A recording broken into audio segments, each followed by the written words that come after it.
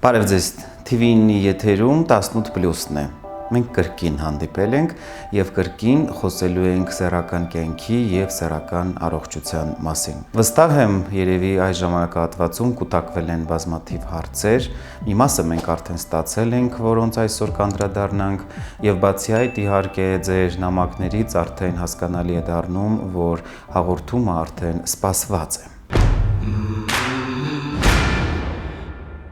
Այսօր մենք կխոսենք մի հարցի, խնդրի մասին, որը մեծ ազդեցություն ունի սեռական առողջության և սեռական կյանքի որակի վրա։ Երևի արդեն հասկացել եք, որ սեռական առողջությունը շատ խոցելի երևույթ է, բազմագործոնային, միևնույն ժամանակ շուտ տատանվող, շատ դեպքերում իհարկե նաև ժամանակի ընթացքում չափազանց զգայուն, նույնիսկ ամենափոքրիկ գործոնների նկատմամբ։ Այսօր մենք կխոսենք սեռավարակների մասին, հատկապես սեռավարակների ազդեցությունը սեռական առողջության և սեռական խանգարումների վրա։ Երևի թե առիթ ունեցել եք պարբերաբար լսել կամ կարդալ, որ սեռավարակների պարագայում սեռական առողջությունը տուժում է։ Իհարկե դա այդպես է, բայց դրա համար իհարկե նախ եւ առաջ պետք է մի քիչ իրազեկված լինել։ Ժամանակակից պատկերացմամբ սեռավարակները լուրջ վտանգ են ներկայացնում մարդու առողջության, հատկապես սեռական առողջության համար։ Եվ այսօրվա տվյալներով սեռավարակները, եթե ընդհանուր պատկերով նայենք, թվով գերազանցում են 30-ը։ Մեր իրականությունում առավել տարածված են հետևյալ հիվանդությունները՝ տրիխոմոնիազ, գոնորեա, խլամիդիոզ, ուրեոպլազմոզ և միկոպլազմոզը։ Գուցե եւ այս անունները ձեզ ոչինչ չասեն, սակայն կարճ եթե ամփոփենք, պետք է ասենք, սրանք բոլորն էլ սեռական ճանապարհով փոխանցվող հիվանդություններ են։ Սեռավարակները ունեն մի շարք խոցելի կետեր։ Դրանցից ամենակարևորը թերևս այն է, որ մարդը շատ հաճախ կարող է հատկապես սկզբնական շրջանում նույնիսկ չիմանալ, չգիտակցել, որ ինքը ունի որևէ վարակ։ Ինչու՞։ Բացատրեմ։ Բանն այն է, որ վարակվելու պահից սկսված մարդու մոտ առաջանում է մի վիճակ, որը մասնագիտական տերմինաբանությամբ կոչվում է գաղտնի շրջան։ Դա այն շրջանն է, որի ընթացքում սեռավարակը կարող է ոչ մի ձևով չարտահայտվել։ Տարբեր սեռավարակների մոտ այդ շրջանը տարբեր է, եւ մարդը կարող է վարակված պահից սկսված ոչ մի գանգատ չնշել, ոչ մի բանից չգանգատվել եւ այդ իսկ պատճառով բժշկի չդիմել։ Բայց իրականում ժամանակի ընթացքում որոշ սեռավարակներ իհարկե կարող են անել իրենց չար գործը եւ անում են։ Սեռավարակներից մի քանիսն էլ նույնիսկ շատ դեպքերում սեռական օրգաններում առաջացնում են բորբոքային պրոցեսներ, մասնավորապես կպումներ։ Այդ գործընթացը վտանգավոր է նրանով, որ տղամարդկանց մոտ սա կարող է հանգեցնել անպտղության, կանանց մոտ արգանդափողերի անանցանելիության, այսինքն նույնպես էլի անպտղության։ Հաշվի առնելով իհարկե մեր ժամանակակից իրականությունը, սեռավարակները առավել վտանգավոր են այն դեպքում, երբ տղամարդը վերադառնում է արտագնա աշխատանքից։ Ինչու՞։ Գաղտնիք չէ, որ տղամարդկանց մեծ մասը, իսկ ես կասեի նաև գրեթե բոլորը, երկար ժամանակ աշխատելով արտասահմանում ծավալում են սեռական հարաբերություններ եւ ցավոք սրտի իհարկե չպաշտպանված։ Չիմանալով, որ իրենք վարակված են եւ վերադառնալով մայր հայրենիք, նաև իհարկե կամ արագ շտապում են ամուսնանալ, կամ արդեն ամուսնացած լինելով մտնում հարաբերության մեջ եւ արդյունքում վարակում իրենց կանանց։ Սա նաև վտանգավոր է նրանով, որ նորաստեղծ ընտանիքների առումով իհարկե սա կարող է բերել կամ վիժումների, կամ կարող է իհարկե հղիության ժամանակ սեռավարակը փոխանցվել պտղին։ Այս առումով առավել վտանգավոր է իհարկե սեռական հերպեսը, որը հղիության ժամանակ փոխանցվելով պտղին կարող է առաջացնել մեռելածնություն։ Որոշ սեռավարակներ ընդհանրապես կարող են տարիներով մնալ օրգանիզմում եւ ոչ մի ձևով չարտահայտվել։ Տղամարդը կամ կինը զգալով ինչ-որ չնչին գանգատներ սեռական օրգաններում սովորաբար անտեսում է դրանք, մտածելով, որ դրանք որևէ կապ չեն կարող ունենալ սեռավարակի հետ։ եւ իհարկե ժամանակի ընթացքում կամ չեն ստուգվում, կամ էլ մտածում են, որ սա ժամանակավոր երևույթ է, բայց իրականում սա հենց այն ազդանշանն է, որը սկզբնական շրջանում կարող է եւ չնչին լինել, բայց ժամանակի ընթացքում իմունիտետի նվազման հետ մեկտեղ կարող է ավելի արտահայտվել։ Եվ եթե փորձենք ավելի ընդհանրական պատկերացնենք սեռավարակների ժամանակ նկատվող գանգատները, ապա կարող ենք նշել հետևյալը. որպես կանոն, դասական պատկերացմամբ սեռավարակների ժամանակ կարող են նկատվել հետևյալ գանգատները. այրոցանման զգացողություն սեռական օրգաններում, մռմռոց, քոր, կարմրություն, տարօրինակ արտադրություն, հոտ, դժվարամիզություն, սրանք այն հիմնական նշաններն են, որոնք որպես կանոն պետք է լինեն։ Ուշադրություն դարձրեք, նշեցի, պետք է լինեն։ Ինչու՞, որովհետև շատ դեպքերում այս գանգատները չեն լինում եւ տղամարդը նույնիսկ չի մտածում, որ կարող է ինքը ունի որևէ սեռավարակ։ Որպես օրինակ նշեմ խլամիդիոզը, որը կարող է ընթանալ առանց որևէ կլինիկական նշանների, բայց ժամանակի ընթացքում մնալով սեռական օրգաններում կարող է հանգեցնել անպտղության։ Մասնագիտական փորձը վկայում է, որ տարեց տարի շատանում են սեռավարակներով պայմանավորված այցելուների թիվը։ Սա իհարկե գալիս է նրանից, որ ցավոք սրտի ժամանակակից երիտասարդությունը այդքան էլ տեղյակ չի հակաբեղմնավորիչ միջոցներին, որոնց մենք կանդրադառնանք առանձին հաղորդման ժամանակ, բայց հենց այդ իսկ պատճառով ժամանակակից երիտասարդները առավել շատ են վարակվում սեռավարակներով եւ դրանով իսկ պայմանավորված ավելի շատ են սեռական գանգատները։ Նշեմ մի քանիսը։ Տղամարդիկ առավել հաճախ իհարկե դիմում են մեզ օրինակ վաղաժամ սերմնաժայթման գանգատով, որի հիմքում շատ դեպքերում ընկած է լինում բորբոքային պրոցեսը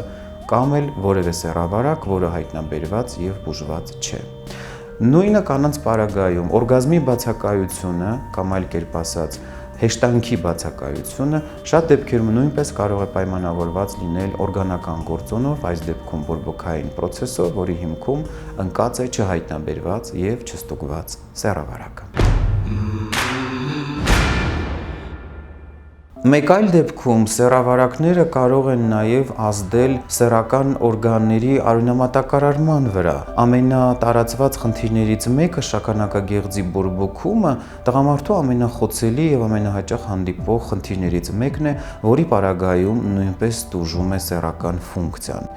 Գաղտնիք չէ, որ հենց շագանակագեղձի բորբոքման պատճառներից մեկը նույնպես սեռավարակներն են։ Կանանց պարագայում երբեմն հարաբերության ժամանակ նկատվող ցավը, որին կանայք ուշադրություն չեն դարձնում, նույնպես կարող է խոսել բորբոքային պրոցեսի մասին, որն էլ նույնպես կարող է վկայել ժամանակին չհայտնաբերված եւ չստուգված սեռավարակի, իսկ երբեմն նաեւ մասնագիտական դիտարկմամբ կարող եմ ասել սեռավարակների մասին։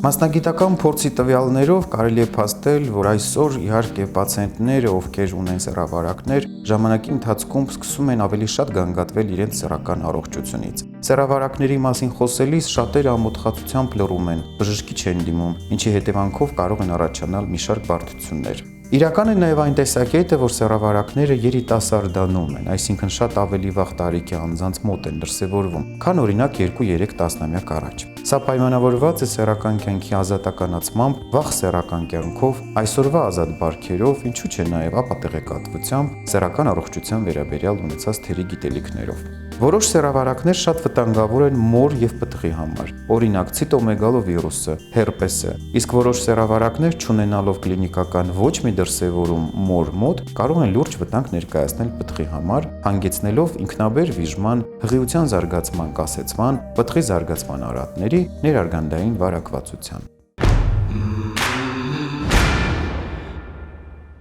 Ցավոք մեր օրերում մինչ այսօր էլ գործում են սեռավարակների դեմ պայքարելու պապայնական ավանդական մեթոդները, որոնք որքան էլ որ տարօրինակ է, բայց լայն տարածում են գտնում։ Երբեմն դրանց մասին նույնիսկ խոսում են, վկայում են պացիենտները։ Օրինակ, բավականին տարածված մեթոդ է այսպես կոչված գազավորված հեղուկներով լվացում կատարելը։ Չգիտես որտեղից է այն առաջացել, բայց մինչ այսօր էլ շատ հաճախ կարող եմ լսել կամ կարդալ, որ իբր սեռավարակներից զերծ մնալու համար հարաբերությունից հետո պետք է անպայման կատարել գազավորված հեղուկներով լվացումներ։ Իհարկե սա հերթական լեգենդներից է, որը բացարձակապես չի համապատասխանում իրականությանը։ Հաջորդ միֆը կապված սեռավարակների դեմ պայքարի հետ գարեջուրն է, կամ էլ ավելի շատ գարեջրի չափից շատ օգտագործումը,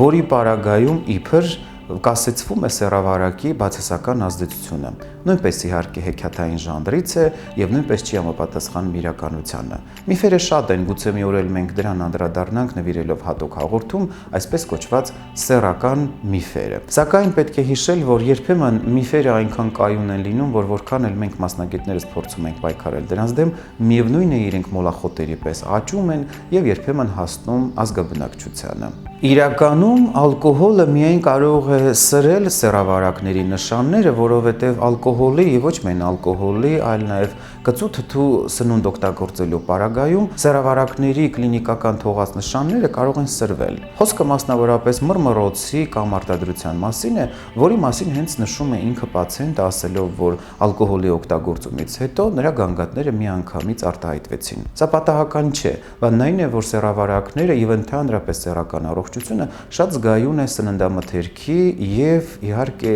իմունային համակարգի վիճակի նկատմամբ։ Ինչու՞։ Նկատած կլինեք երևի, որ եղանակի փոփոխման հետ մեկտեղ, հատկապես ձմռան ամիսներին, սեռական առողջությունը սկսում է ավելի խոցելի դառնալ։ Այս առումով իհարկե սեռավարակները բացառություն չեն։ Աշնան եւ ձմռան ամիսներին իմունային համակարգի նվազմանը զուգահեռ սեռավարակները սկսում են գլուխ բարձրացնել։ Ինչու՞, որովհետեւ նվազում է օրգանիզմի դիմադրողականությունը եւ այն սեռավարակները, որոնք վաղուց արդեն բնակվում են օրգանիզմում, սկսում են ակտիվանալ, բերելով իհարկե սեռական այս կամ այն խանգարման առաջացմանը։ Եվ պատահական չէ, որ հենց աշնան եւ ձմռան ամիսներին են այցելուները սկսում գանգատվել ցավերից, մռմռոցից, տարօրինակ զգացողություններից սեռական օրգաններում։ Այս ամենը խոսում է, որ սեռավարակները սկսում են գլուխ բարձրացնել։ Պատճառներից մեկն էլ այն է, որ ձմռանը իհարկե սննդի հետ մեկտեղ նվազում է վիտամինների կիրառումը, օրգանիզմը սկսում է իհարկե պահանջ զգալ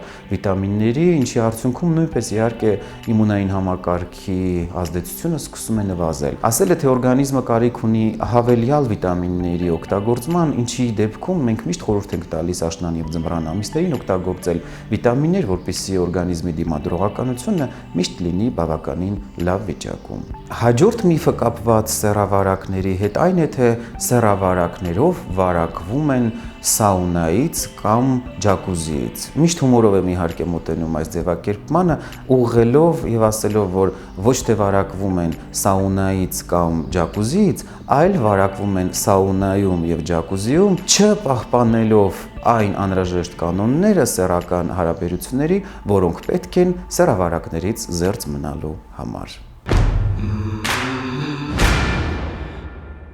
Երբեմն իհարկե լինում են դեպքեր, երբ պացիենտները կամ էլ ինչու՞ չէ նաև ընկերներիցս առիթ եմ ունենում լսել, որ սեռավարակներով կարելի է վարակվել օրինակ դրան բռնակից կամ էլ երբեմն նույնիսկ իհարկե լոգասենյակից։ Իհարկե, եթե զարկ տանք երևակայությանը եւ պատկերացնենք, թե ինչպես կարող է սեռավարակը այդ ակնթարթում փոխանցվել մի հատվածից մյուսը, գուցե եւ տեսականորեն պատկերացնենք, բայց իրականում սեռավարակների փոխանցման համար գոյություն ունեն հատուկ պայմաններ։ Առաջին եւ կարևոր պայմանն այն է, որ սեռավարակով վարակվելու համար պետք է իհարկե համապատասխան միջավայր, ասել է թե իհարկե վնասված լորձաթաղանթ, որովհետև սեռավարակի ներթափանցման, իսկ այնուհետև նաև զարգացման համար առաջին պայմանը իհարկե վնասված լորձաթաղանթն է կամ էլ վնասված հատվածը, մաշկի կամ էլ մարմնի որևէ ինչ-որ մի հատվածում։ Շատ դեպքերում իհարկե պետք է ուշադրություն դարձնել հասարակ կանոններին, խոսքը հիգիենայի կանոնների մասին է,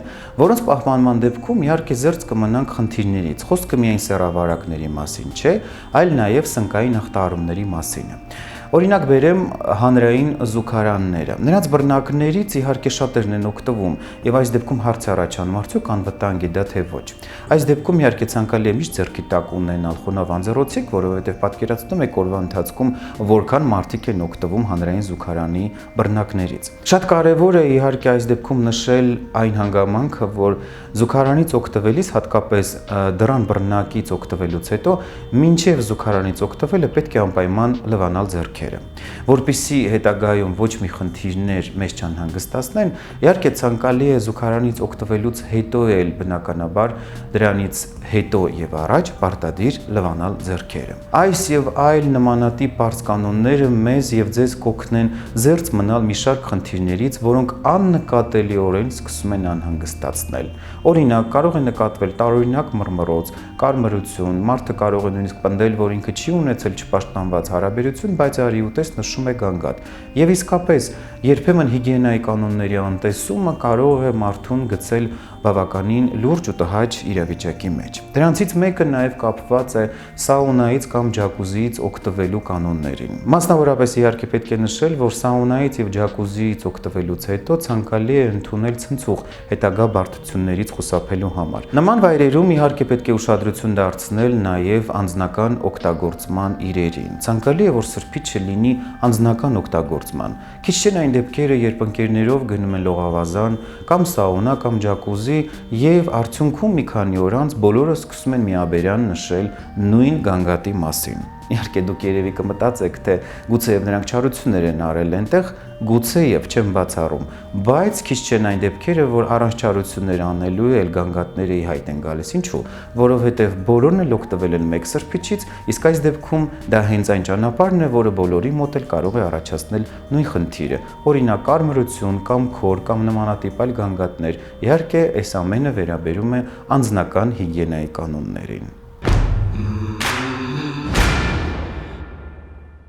Իհարկե սեռավարակների թեման շատ ծավալուն է եւ դժվար է մի հաղորդման շրջանակներում սպառել թեման, բայց այնուամենայնիվ փորձեցինք անդրադառնալ այս թեմայի կարևորագույն ասպեկտներին։ Դրանցից մեկը իհարկե կանանց մոտ նկատվող գարդներելոզ հիվանդությունն է, որը տղամարդկանց մոտ նույնպես առաջացնում է բավականին լուրջ գանգատներ։ Այս հիվանդությունը հատկապես գլուխ է բարձրացնում immuniteti նվազման ժամանակ եւ կանանց մոտ հանդիպող այս հիվանդությունը գուցեև կնոջը չանհանգստացնի կամ էլ անհանգստացնի ժամանակ առ ժամանակ, բայց տղամարդիկ երբեմն իհարկե սկսում են ավելի շատ գանգատվել, քանի որ գարդներելոզը առաջացնում է բավականին տհաճ հոտ, երբեմն նաև իհարկե կարմրություն։ Այս դեպքում իհարկե պետք չի